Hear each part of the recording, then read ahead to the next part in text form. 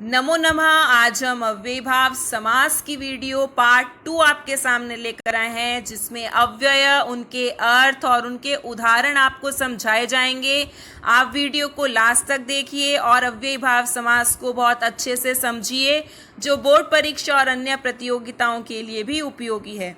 अगर किसी बच्चे ने मेरे चैनल को सब्सक्राइब नहीं किया तो आप उसको कर लें, और अगर आपको वीडियो अच्छी लगती है तो वीडियो को लाइक ज़रूर करें, शेयर वीडियो को ज़्यादा से ज़्यादा करें, और अगर इससे रिलेटेड कोई भी आपको प्रॉब्लम हो तो आप मुझसे कमेंट बॉक्स पर पूछिए।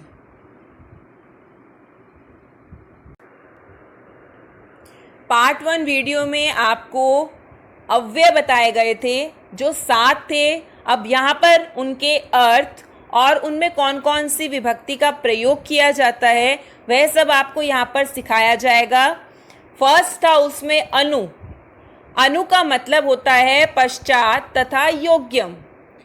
प्रथम पद में षष्ठी विभक्ति, जहाँ पर भी अनु शब्द आएगा आपको पश्चात शब्द लगाना है और प्रथम पद में षष्ठी विभक्ति का प्रयोग करना है।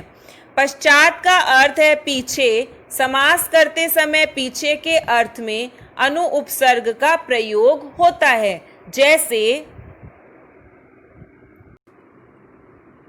जैसे मैंने आपको पार्ट 1 वीडियो में बताया था कि यह समास आपका क्रॉस में बनेगा, तो यहाँ पर अगर विष्णु होती है षष्ठी विभक्ति और अनु का मतलब होता है पश्चात। तो अगर यहाँ पर समास का विग्रह है विष्णु पश्चात, तो आप उसको क्रॉस में बनाएंगे कि पश्चात का मीनिंग क्या होता है अनु, और विष्णु का जो शब्द होता है वो होता है विष्णु।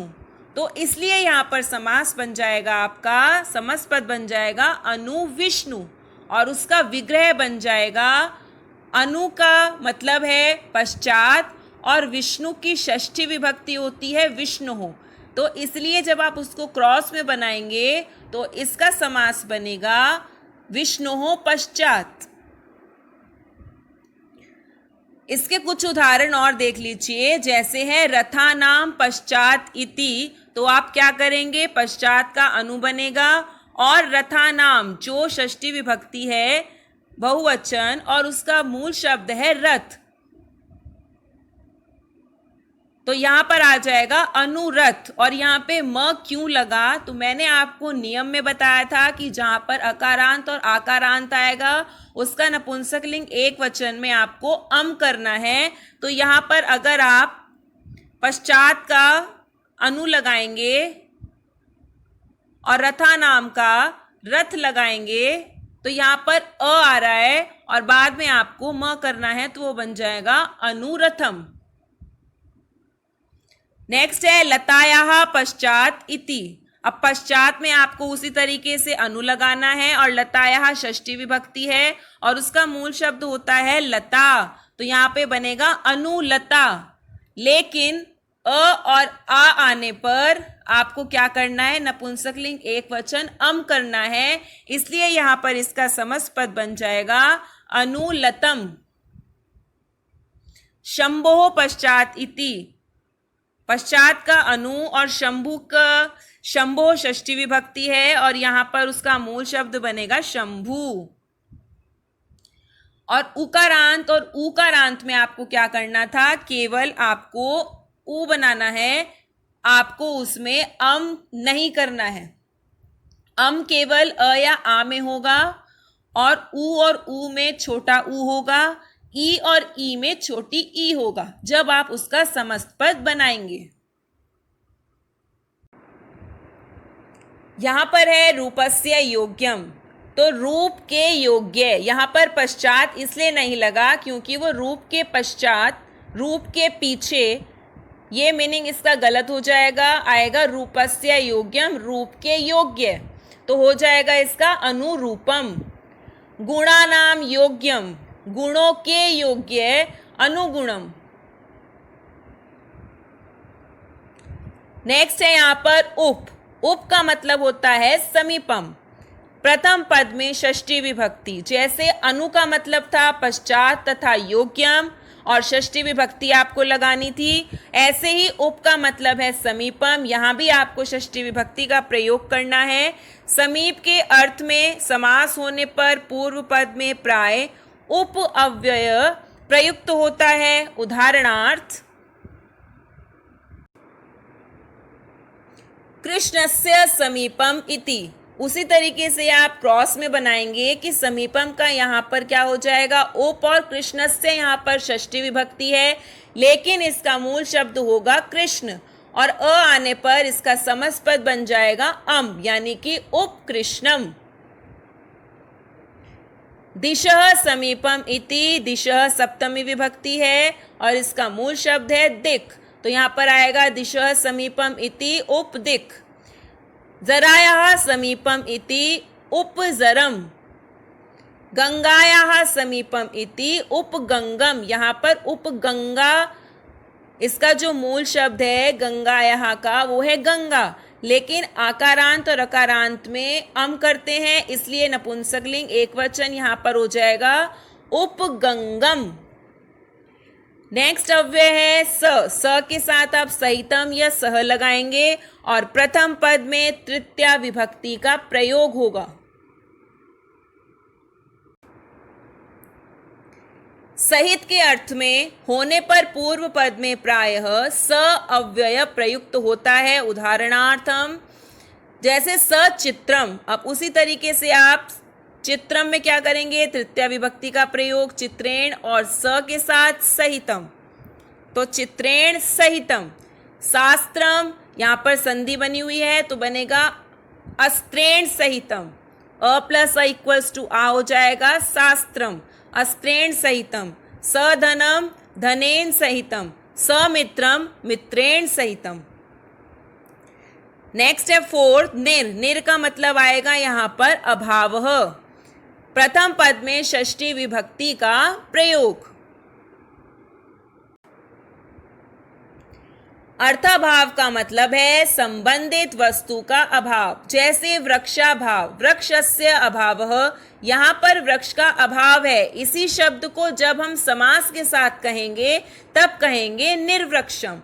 यदि विग्रह के प्रथम शब्द का पहला अक्षर क ख प फ होने पर निर का निश हो जाता है। यहाँ पर ये बात समझें आप कि अगर क ख प फ ये अक्षर होने पर वहाँ पर आप निर नहीं करेंगे, वहाँ पर आप निश करेंगे। जैसे एग्जाम्पल देखिए आप, मक्षिकाणाम अभावः, तो मक्षिकाणाम में ना तो क है ना ख है ना प है ना फ है, इसलिए आएगा निर्मक्षिकम। अभावः का मीनिंग यहाँ पर होगा निर, और मक्षिकानाम मक्षिक यानी कि मक्खी, और मक्षिक होने पर अम यहाँ पर जुड़ गया तो हो गया निर्मक्षिकम।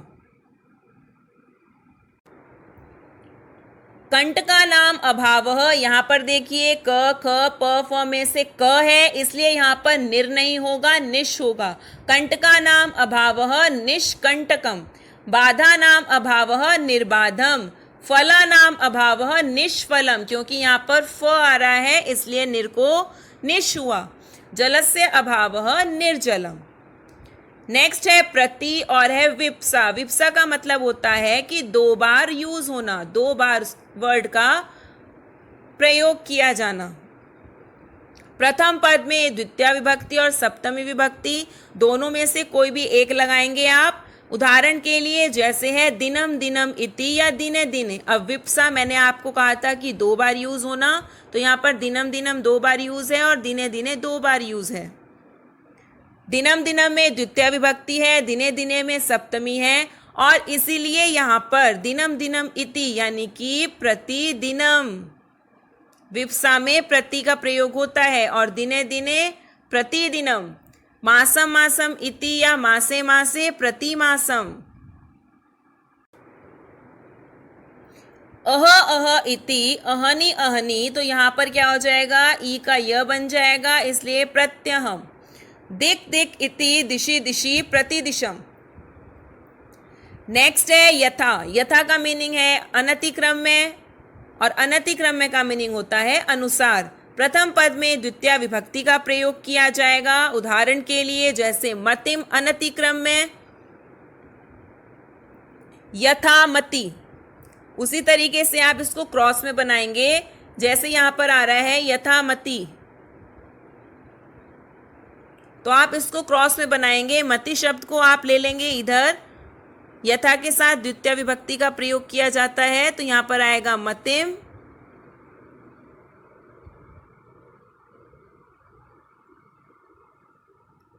और लास्ट में फिर उधर चला जाएगा अनतिक्रम में, मतिम अनतिक्रम में। जब इसका आप समस्पद बनाएंगे तो भी ये क्रॉस में जाएगा। अनतिक्रम में का मतलब क्या बताया था आपको, यथा, और मतिम का आ जाएगा मूल शब्द यहाँ पे मति। तो क्या बन गया यहाँ पर, यथामति। ऐसे ही अगला है उक्तम अनतिक्रम में, तो यहाँ पर गुण संधि हो गई यथोक्तम, यथा और उक्तम, यानी कि उक्तम अनतिक्रम में। शास्त्रम अनतिक्रम में यथा शास्त्रम। अब लास्ट है यहाँ पर अधि, अधि में आपको इति लगाना है और प्रथम पद में सप्तमी विभक्ति का प्रयोग करना है। जैसे हरौ इति अधिहरि, अधि गोपम गोपायाम इति, गोपायाम इति अधि गोपम। ये भी आपको क्रॉस में बनाना है। जैसे यहाँ पर देखिए अधि गोपम दिया हुआ है, तो आप इसको अगर क्रॉस में करेंगे तो गोपम यानी कि गोपा, तो यहाँ पर हो गया गोपायाम, और अधि यहाँ पर कर देंगे आप इति, गोपायाम इति, सप्तमी विभक्ति लगाएंगे। अधि गंगम गंगायाम इति, गंगायाम इति अधि गंगम, यमुनायाम इति अधि यमुनम। तो आपने यहाँ पर अनु, अनु का मतलब होता है पश्चात तथा योग्यम, जो षष्ठी विभक्ति लगती है जिसमें। उप होता है समीपम, उसमें भी षष्ठी विभक्ति होती है। स का मतलब सहित या सह, और इसमें तृतीय विभक्ति का प्रयोग होता है। प्रति मतलब कि विप्सा, द्वितीय विभक्ति और सप्तमी विभक्ति में से कोई भी एक लगा सकते हैं आप। यथा, यथा मतलब अनतिक्रम में द्वितीय विभक्ति का प्रयोग होगा। अधि मतलब इति, प्रथम पद में सप्तमी विभक्ति का प्रयोग होगा। और निर यानी कि अभाव, उसमें षष्ठी विभक्ति का प्रयोग होगा। और क ख प फ आने पर निर को निश हो जाएगा। और ये आप ध्यान रखें कि ये क्रॉस में बनाएं। यहाँ पर आपके अव्ययीभाव समास समाप्त हो गए हैं। धन्यवाद।